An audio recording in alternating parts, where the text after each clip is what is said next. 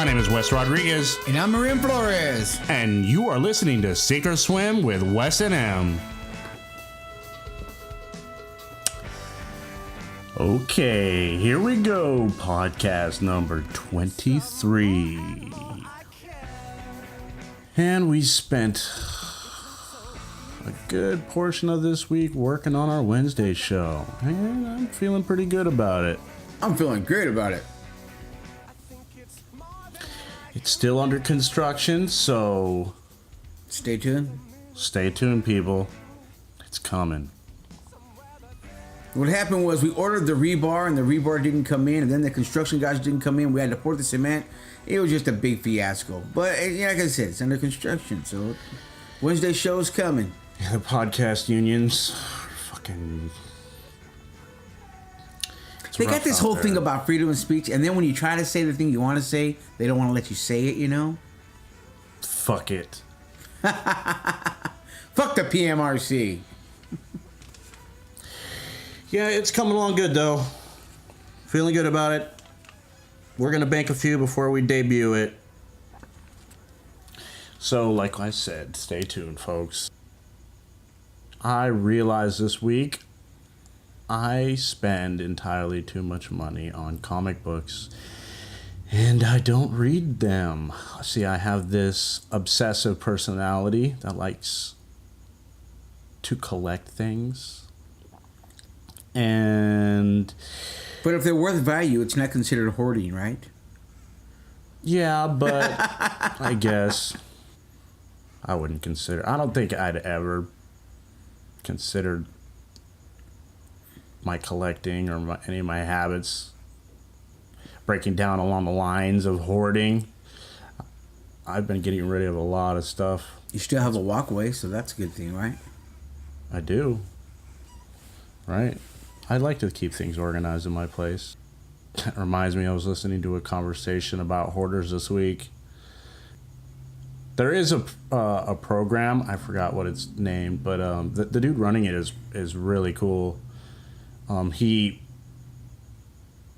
dedicates his time before doing the show to get somebody on board with taking care of their problem at the root, and that's like therapy and helping them express what's going on in their lives to make them become hoarders. And they do the show, and then afterwards there's like follow-up therapy, and they come back to make sure that they're keeping their houses in order. He was talking about all the horror stories from like people collecting feces and urine but he came into a house where somebody was keeping their shit in bags and jars. Right, yeah. And he sees a pile of shit, and a black widow was on top of it, and he flinches and knocks off the black widow because it's right near him, and then out from underneath the pile of shit climbs a cat. He said, "That's how bad the place was." Wow. And all the way to people collecting rats. There's this guy. I've seen that. I had seen one like that where the guy he started off with 2 rats. Yeah, and then the next thing you know, he's just pouring pellets all over the house. Well, I like to feed them, you know. Yeah. And they chew through the walls. There's no electricity going on. He's like, and it really states how crazy society is when people are like looking at this person suffering in their own chaos in their lives, trying to find some sense of control because their life is out of control, and that to them is keeping things kind of in order by being able to help these rats and keep that thing going. When the show airs and people are concerned about the fucking rats and not even about the person. They're like, well, where are the rats going? Right. They got fucking animal control in there taking the fucking rats out one at a time. They're talking about euthanizing the rats. Like, look, this is a pest. This is a problem. These are no longer pets. These are a threat to health and safety. Society. So let's get rid of them. And then fucking PETA gets involved, and they're like, they're literally sending death threats to the human over the death of this rat. You know, people are, society's so out of whack. And never once go, so how's the guy doing? Right. And usually these are really like decent, gentle people. They're just intelligent people, and they're just a little kooky. Right. So right. He was talking about Randyland, where this dude is collecting tons of pinball games and stuff, and he's got these mannequins that are representations of him. And the psychology behind that was fascinating because he was hoarding our excitement. Like, he had a museum that's phenomenal. The host went into the house and sees this problem and sees chaos in here, but he's like, well, how do I'm excited in here. I'm going in here feeling like a little kid. Is there really a problem here? Right, and he had to find out where is the problem there, and then and then it clicked. Like, got to cross that line. He has put hours and hours of dedication into this world that he's hiding from the world. Right. That should be shown. He's like, it should be in the Museum of Modern Art. Right. Because it's fantastic. Not in your backyard. Like, he had timers set and a pinball game or some kind of slot game set right as you enter his museum. And as soon as you like fire off the first ball, a sequenced effect happens with every game. And he has it, I guess, set up with the sound and then the lights. Wow. That as soon as that first ball is clicked, each game turns on at a certain time. Right. And all of a sudden, the whole room comes alive as you set the first ball into motion. Right. And he's like, the whole museum is fantastic, but he doesn't want anybody to see it. He's like, put all this work and effort into keeping the world out of it. He's hoarding this fun and excitement from the outside world. Right. And so kind of makes you wonder, are you on drugs or are you not on drugs? And if you're not on drugs, maybe you should be on drugs. It kind of breaks down to how we're all products of our environment. And somewhere down the line, when he was growing up, he got picked on and discarded. Like, he was bullied and then cast out of his social circle. Yeah. And so his whole life he was trying to win that way back. And when he finally found a way to make people happy and excited, he hoarded that. Right. And when he figured that out, he's like, well, fuck them people. Right. I found happiness. So it turns out that he couldn't, like, he could only show a segment of that on his show. Right. When he wanted to do like a whole like series dedicated to it, and even the movie, but before he could do that, somebody jumped in there and saw the gold. Right. And he sold them the rights to his personal story. Wow. Yeah. So money trumps all. Yeah. I'm going to do a search on Randyland and break that down even more. But this one character is fascinating. Anyhow, all the way down to like people hoarding so much that they forget their value system gets all out of whack. Like, this one lady would go to the store, spend $20 on whatever at the store, come home with her bag of groceries, pull the groceries out, and throw the bag, change and all, into her house, and it gets lost in the chaos. Right. So when they cleared everything out, they found up to $5,000. No fucking way. In change. Wow. When they broke down everything and collected all the bills, $20,000 was strewn about the house. Cakes. I mean, if you lose touch with reality, can I clean your house? You're $20,000 will have you set. You could invest into a business with 20 grand. So, I mean, wow, that's heavy. Really interesting, and the dude is very cool. He's a lot of these shows are dedicated to the insanity and trying to spoof on people and turn them into ratings, and this dude is about the rehabilitation. Right. Like, he came up in a fucked up environment. Somebody reached out to him at his bottom and gave him a chance to climb out of it, and he's turning around and doing the favor to society. He's helping them out. He's giving them therapy, and he's only hiring people into his crew that have done time. He's like, I won't give you the time of day. If you're straight out of college, you're going to be spending all day long like texting your girlfriend and you'll be on Facebook. Right. When if you've done like 10 years and you're out, you're fighting for that shit. You're fighting for that shit, and you're scared to fuck up because you're going back to jail. Right. Yeah. He's like, but no neck tattoos. He's like, I draw the line at neck tattoos. My final probably 8 months, probably longer than that. I can remember before I got sober. I would share that in the meetings. I would say that. I'd say, you ever watch that show Hoarders or like Buried Alive? Yeah, that was my apartment. You know, that literally, that's what it was, just fucking strewed and just all this fucking chaos of, I call it Wigginometry. You know, for all you tweakers out there, you know who you are. You know what Wiggin is. You know what Wigginometry 101 is. Yeah, it was just everything was thrown about the place, little projects, you know. You start one project and you end up with 10 unfinished ones, you know. And I remember this, my final days, and my mom, because my mom would come in like every other day and she would bring me a plate. Here, I'm going to feed you. You take some. Oh, okay. When I finally died down, when it finally ended, I remember I went to her house and I went to the whole hospital thing, and I came back, and when I came back I looked at my place and I was like, holy shit, man, I can't believe what's going on here, you know? And I just remember seeing the 7 or 8 plates on the countertop, and they just had food on them, you know? It's just green mold rotting. I'm like, how in the fuck did my life get like this, man? And mind you, I was under the influence of alcohol and drugs and narcotics and everything, you know? And my point is, a lot of these people, you're talking about these shows, they're not on any drugs, or they're just normal people that just happen to get caught up in the chaos and in the embiotic shell, you know, because nobody comes and visits them, or maybe they have jobs, or maybe they don't, you know what I mean? But they get separated from society, you know, and they're caught up in this little bubble. Like the guy with the rat. He was literally crying when they were taking him, you know? Mm-hmm. And he's all, well, can I just keep at least 2? And then they said, well, pick which 2? Oh, there's so many. I love this. And he's literally, to the normal eye, they all look the same. And he's right, well, that's Harriet. That's Bob over there. That's Charlie. And over here, this is Bubbles. And he's just and there's fucking rats running through the hole. They're fucking poking their heads out of the fucking walls, chewed wires. And I was like, holy shit. He goes, I can't just pick 2. Can I go ahead and pick 3?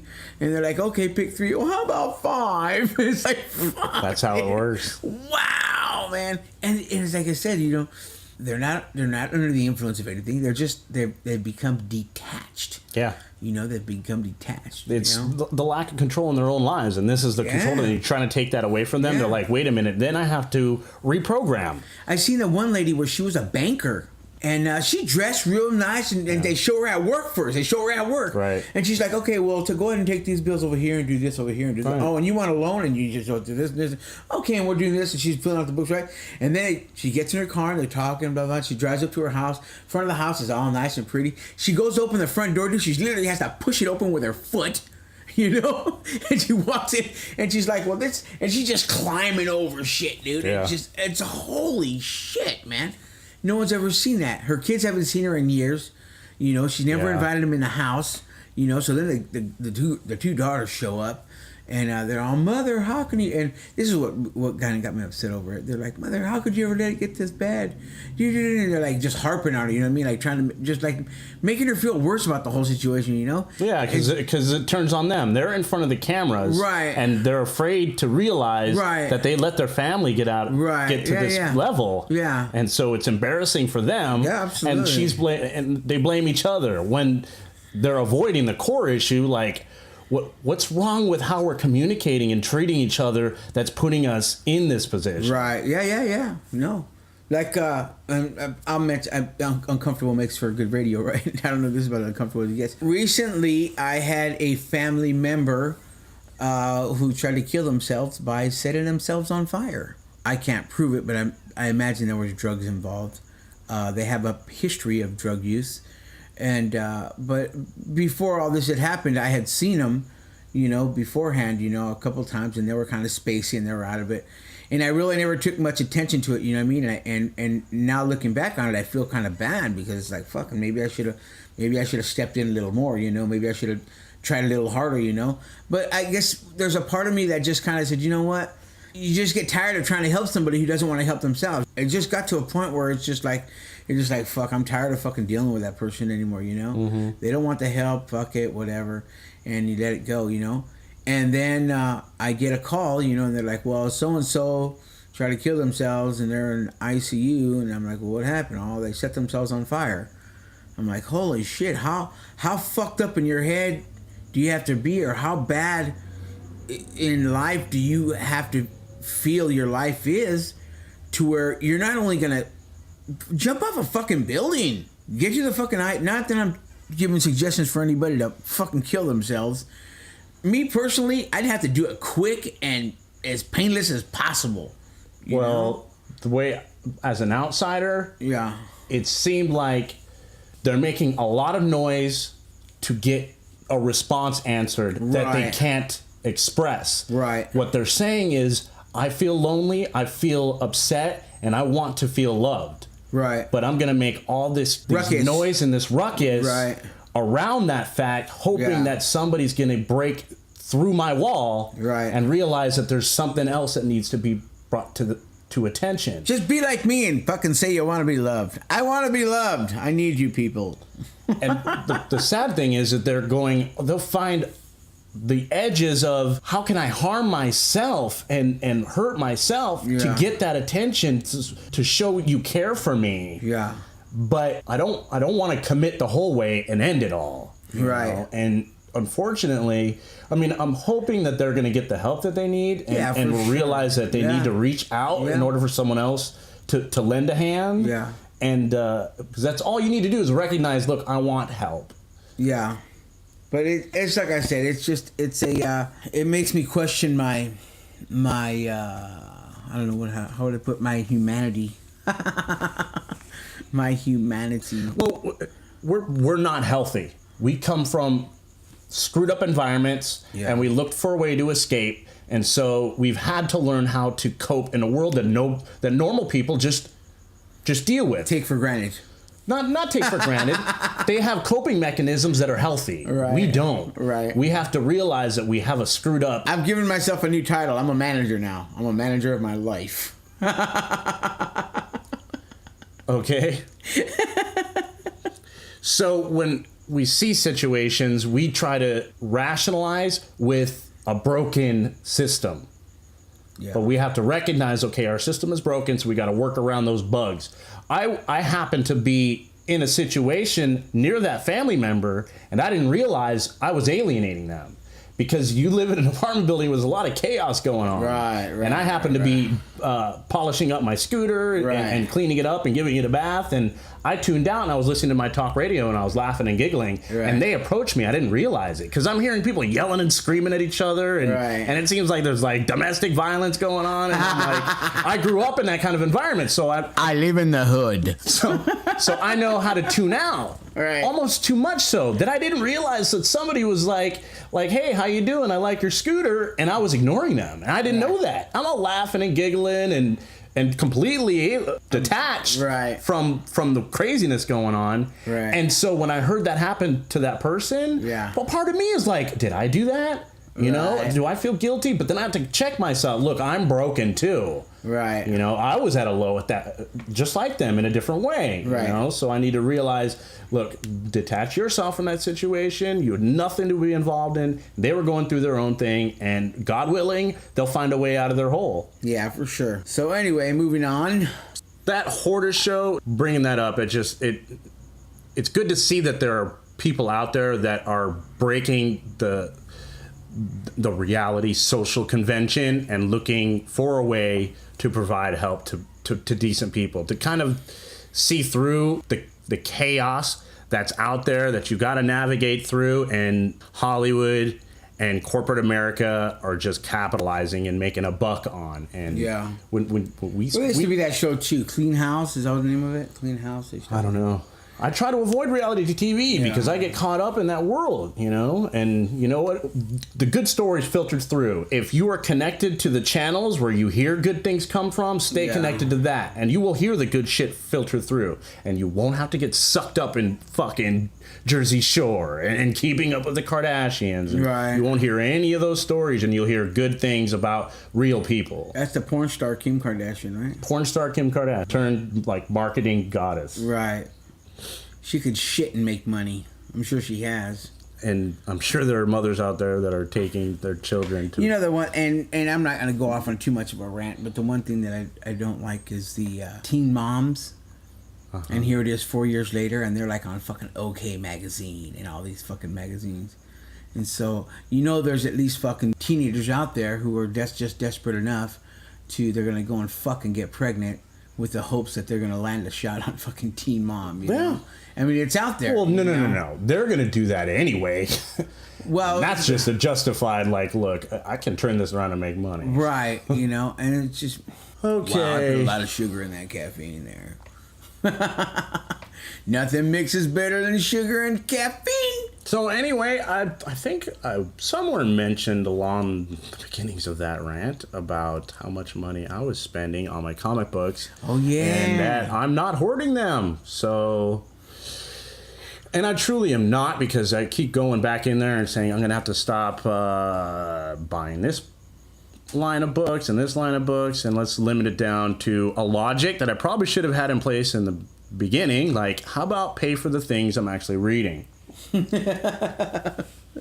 Not just because I'll collect a comic book line and then I'll miss like 3 or 4, or it's been out for a long time and I haven't connected the beginning to the middle, and I keep collecting, from the middle on, and I'm not going to read it until I get those middle books, and Right. it's just ridiculous. Like, I'm justifying something that in the end is just going to screw me over. So So how many are you up to now? Or down to? I'm not going to even count how many lines that I'm reading.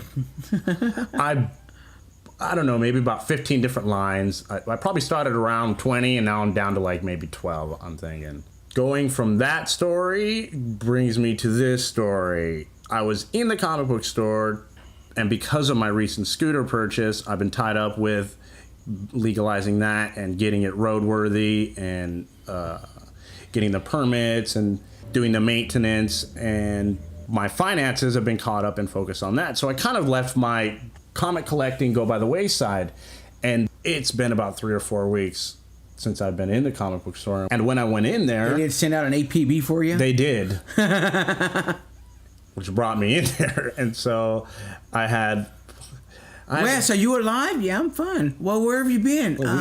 Working? we miss you, and We thought you. We heard that you were. you haven't spent your money in here lately. It's cool because, well, I tell them to pull these books aside and I'll pay for them when the next time I can get up there. And it's part of being their geek club or whatever. Right. And I went into the store, and Chris, we had interviewed in one of our first like 4 or 5 shows. We interviewed him. Second or third? No. I think so. Might have been. And he's like, "Hey, how you doing? Holy shit, you've grown a beard, Wes. Look at you." And he's like, and he's seen my scooter recently. You're a man.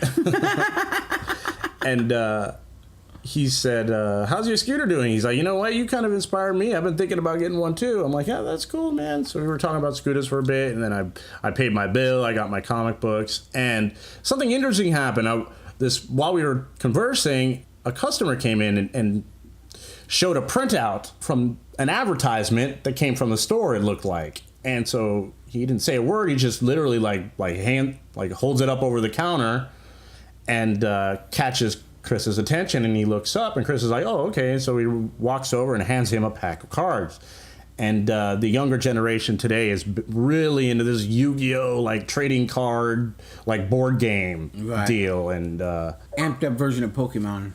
Or a darker. I don't know. A darker version of Pokemon. In my day it was Dungeons and Dragons, and now today it's these cards or whatever. And I'm like, well, a part of me is thinking, like, that's a little rude. He kind of interrupted us. He didn't say a word. He just shoved a piece of paper in Chris's face, exaggerating, but that's kind of how I took it. And I always blow things out of proportion.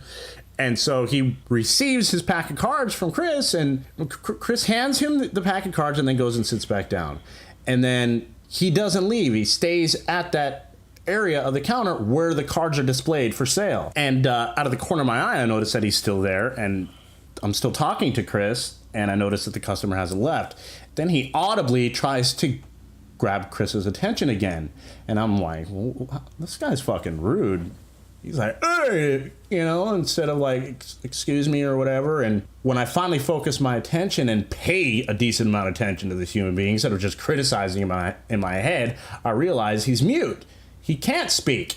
And he's gesturing to Chris, trying to get Chris's attention, who doesn't apparently know sign language. Right. And so he's going through his routine of what do I do in life when people don't speak my hand language. So aside from smacking you upside your fucking head, which is verbally what he was doing. So I'm like, oh shit, and I'm feeling bad for criticizing him. He asked Chris, like, how much is a box of those cards right there? And Chris quotes him a price. And while he's quoting the price, he says, there really isn't a break. So he's kind of like, I'm doing the math in my head, and you're probably going to look for a discount. So I'm just going to let you know before you go to the effort of trying to communicate a little more. I'm going to tell you, I'm not going to give you a break on a box of these cards. If you want to just purchase a couple packs, that's probably better for you. Or go to another place where they'll give you a big break. After he tells him that there isn't a break, he sees the frustration on the kid's face.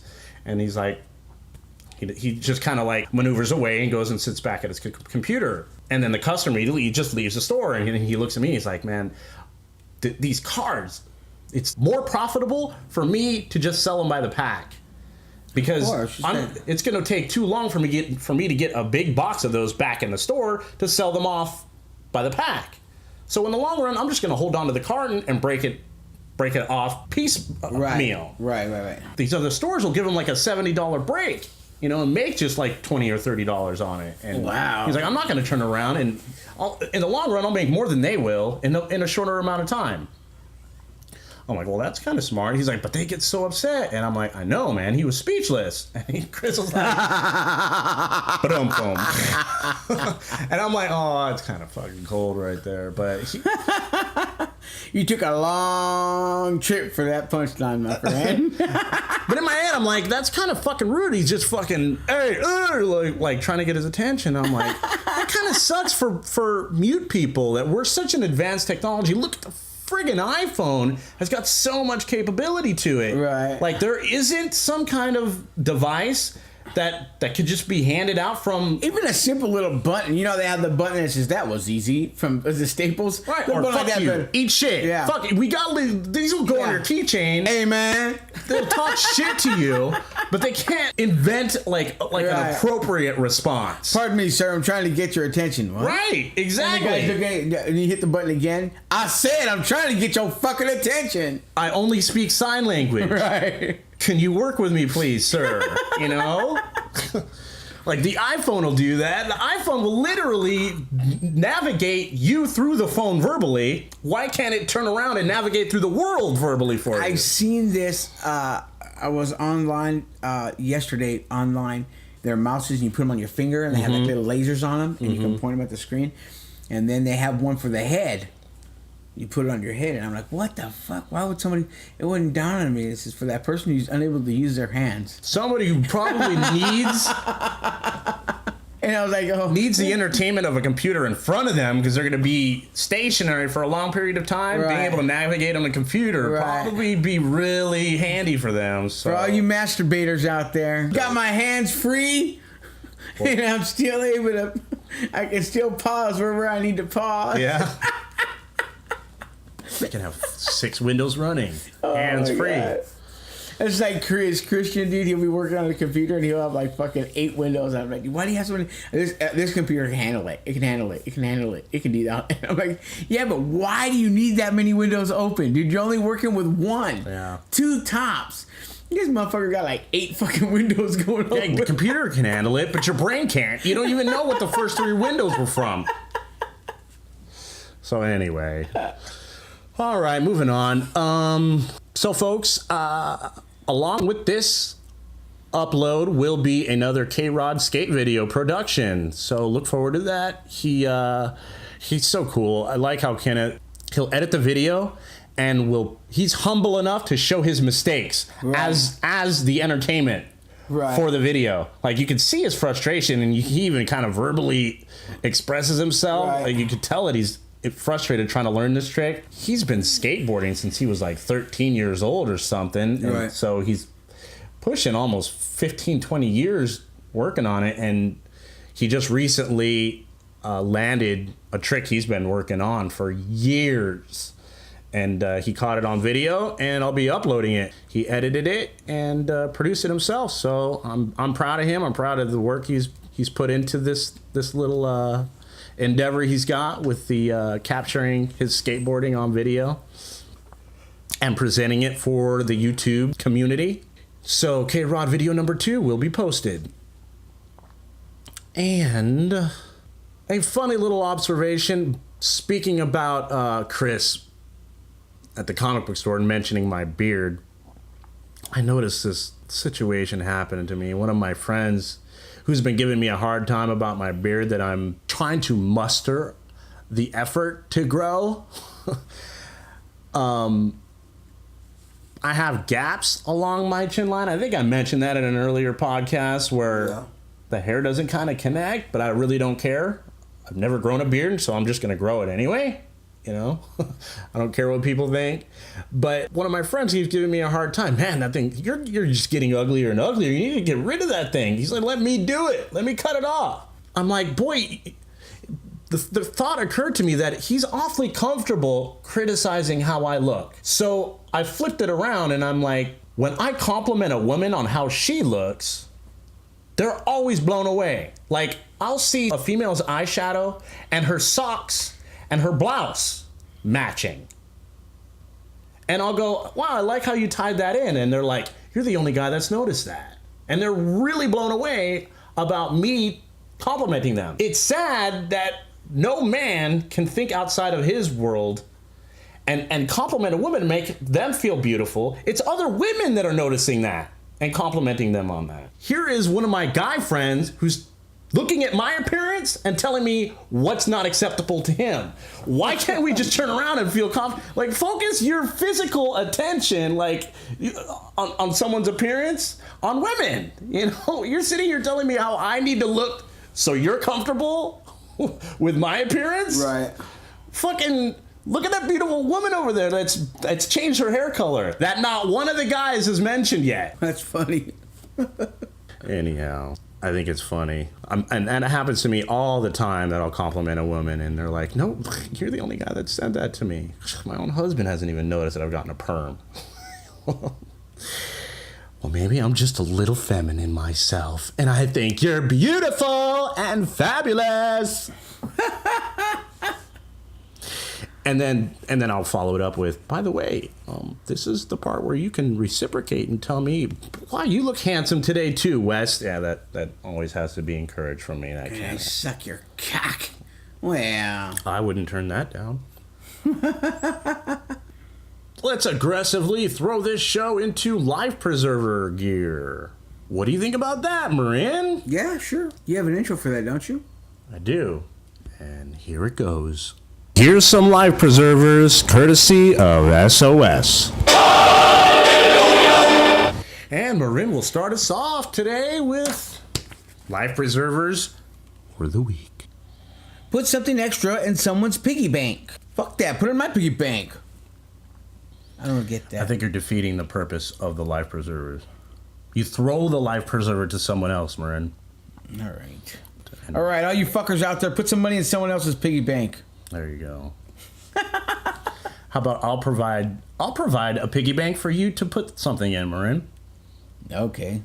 Take up an expensive form of dance. I could see that. That's good for couples. Like a piggy bank dance. The piggy bank dance. Surrender. Trust. I like that one too. Volunteer at your child's school. That? Yeah, why not? Now they've worked it into the curriculum, haven't they? Yeah, no, you know what they do with my they get everyone together like the beginning of the school year, and then they go, if you would like to volunteer. Oh, really? And then if someone says no, if you would like to nominate somebody. Like in your family? No, like in your. Oh, really? Because no one's stepping forward. And then they go, I nominate it. And someone else goes, I second it. And they go, oh, come on up, come on up. You got a whole crowd of people. They stick you up in the front and they go, okay, who would like this in the chair? It's just by the cheers of the chants, right? And everyone's cheering because they don't want to fucking do it. Guess what? You're a fucking PTA member. Wow. All right. School has changed so much. Yeah, it has. Don't they have walking periods now? Yeah. I don't remember that when I was a kid. Yeah. What's a walking period for the world out there, Marin, that's never heard of that? I don't know. Okay, nice riff. Good talk, Marin.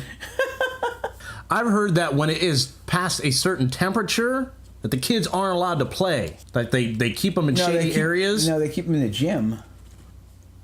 They actually tell them to stay in the gym.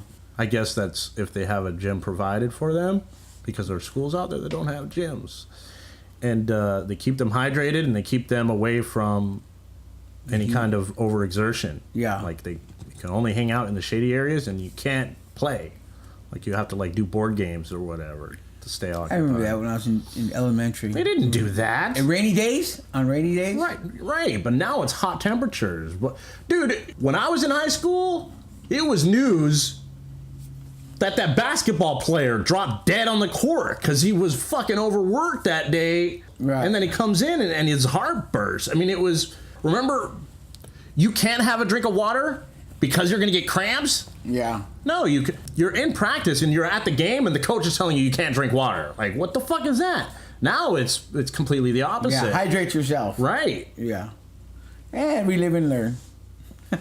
I guess. I like this one here. Be self-reliant. I try to teach that to my son. Learn to see desires and make choices rather than act on all of them. Live the examined life. Know the purpose for which you are reading. Give away 1/10 of your income to charities and good causes. I've seen that before. I've heard that before. Especially if you're in a church. They call that tithe. If you wish to secure peace for yourself, start by championing it for others. Give me one more. Do not take life's experiences too seriously. Oh, I thought I was going to say for granted.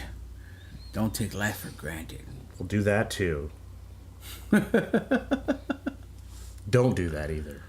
Don't do that either? Don't take life for granted, as Marin said. Marin's improvised life preserver. And that'll do it for Life Preservers this week. This week's episode of Life Preservers was brought to you by Dusty Saddle Cigars. That sweet, robust flavor of horses, cattle, and tumbleweeds. Wrapped in the finest tobacco leaves.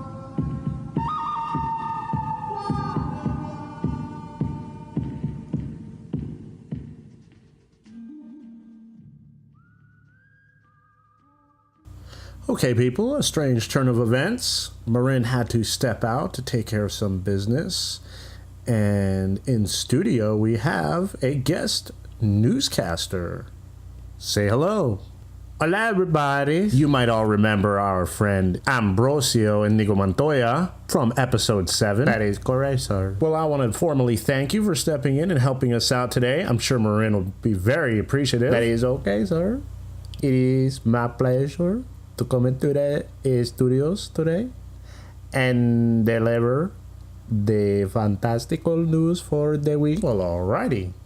So what do you have for us, Ambrosio? Well, first of all, I'm going to tell you the story of the giant sea turtle that has been rescued off the tip of Cape Cod. This is a news article brought to you by Katie Kendall and Candace Smith from ABC News.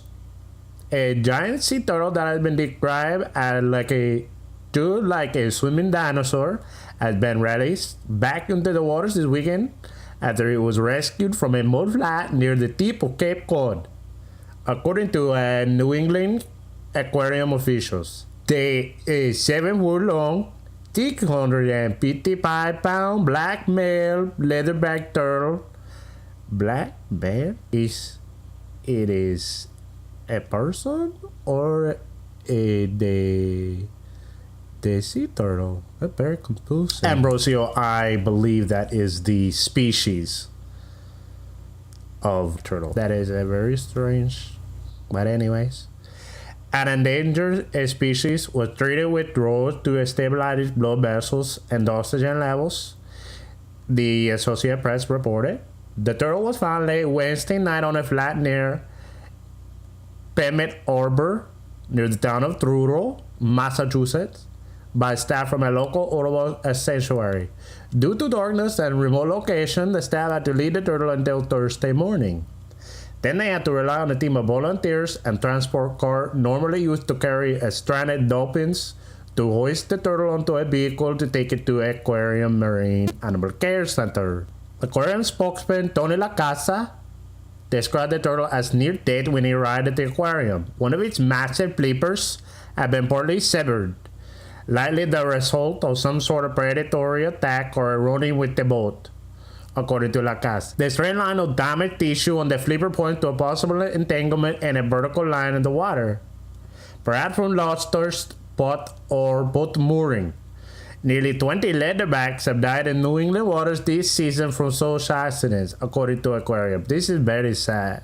There's very few of these beautiful creatures in the waters, and they're dying and dying, and pretty soon there'll be nothing beautiful in the waters to go and visit. It's very sad. The injury to the turtle left flipper affected its ability to forage for food and could have led to an infection. A leatherback rescue is rare because the animals are open ocean turtles and cannot be kept in captivity.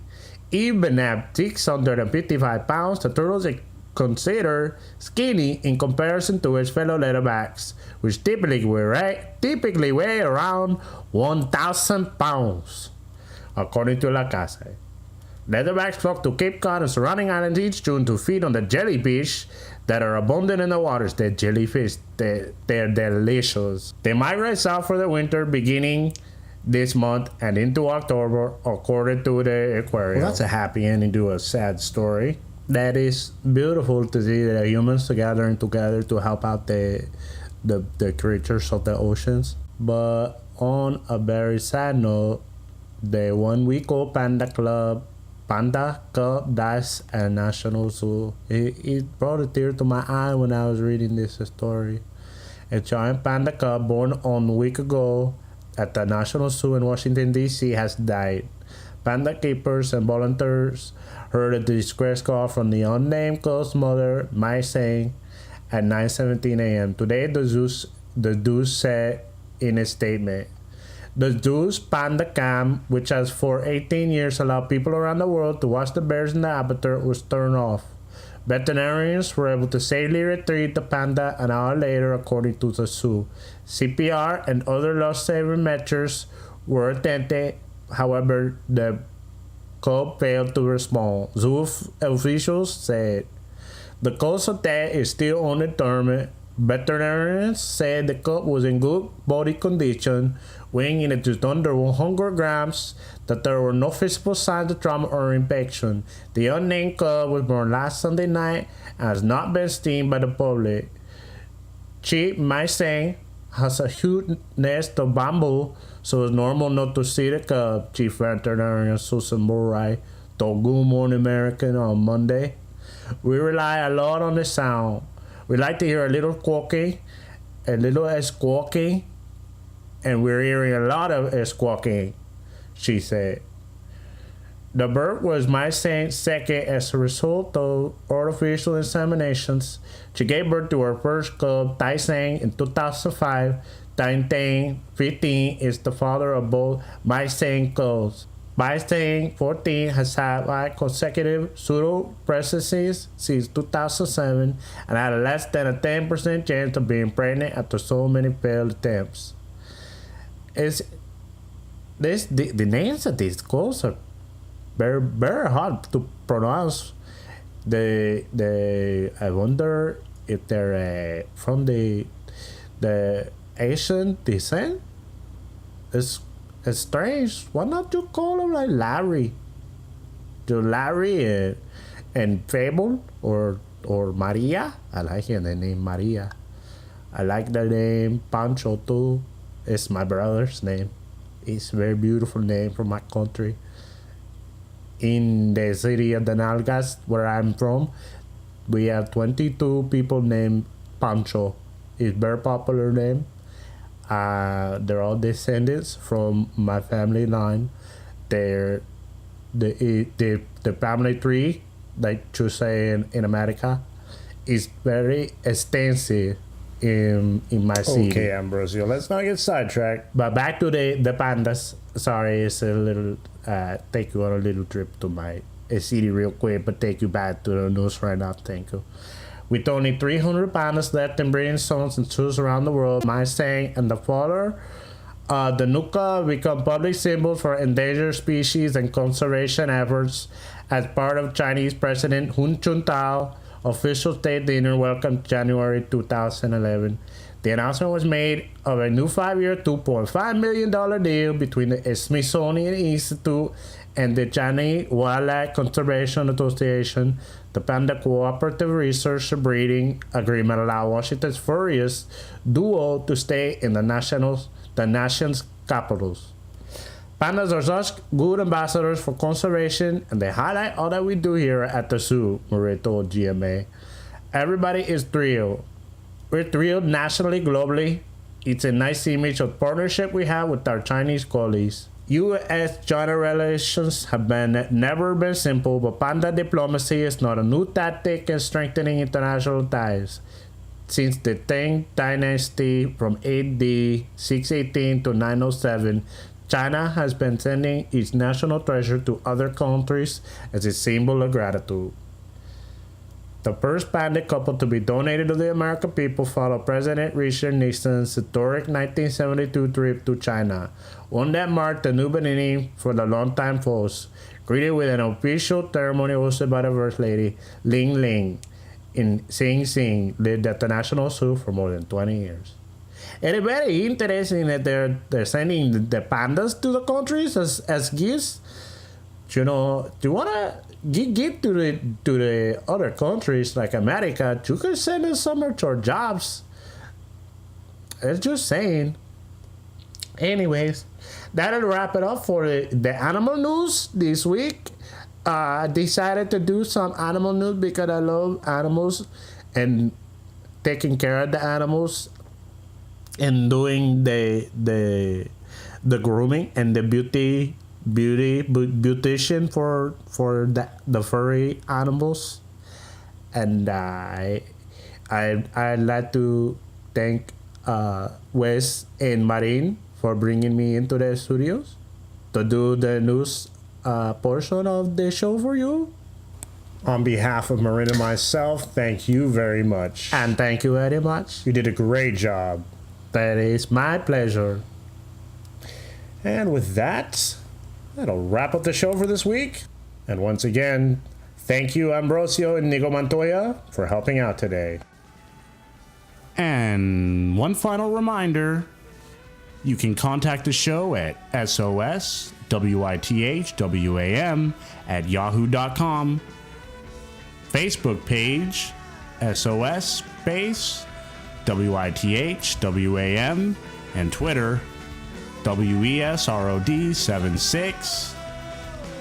Thank you for tuning in to Sink or Swim with Wes and M. My name is Wes Rodriguez from Marin Flores. What's your dream?